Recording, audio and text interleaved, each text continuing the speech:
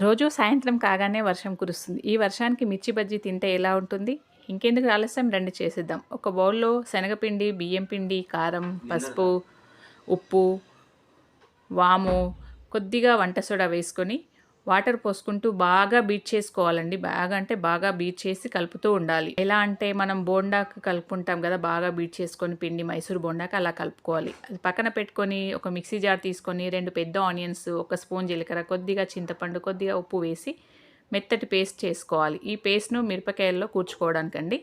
మిర్చిని ఇలా చివర్లు కట్ చేసుకొని ఎడ్జెస్ ఇలా కాటు పెట్టి గింజలు తీసేసుకొని మసాలా అంతా ఇందులో పెట్టేసుకోవాలి. అన్ని మిర్చిలోకి ఇలాగే పెట్టేసుకొని ఇది పక్కన పెట్టుకొని ఆయిల్ వేడి చేసుకోవాలి. ఆయిల్ వేడయ్యాక కొద్దిగా ఒక స్పూన్ ఆయిల్ పిండిలో వేసుకొని మళ్ళీ ఒకసారి బీట్ చేసుకోవాలి. వేడి వేడి నూనెలో మిరపకాయని ఇలా ముంచి అలా వేసేసేయాలి.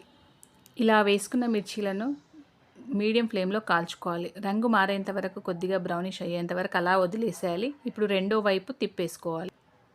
నిదానంగా టర్న్ చేసుకోవాలి. రెండో వైపు కూడా వేగిన తర్వాత ఇలా వేగిన మిర్చీలని ఒక బౌల్‌లోకి తీసుకుందాం.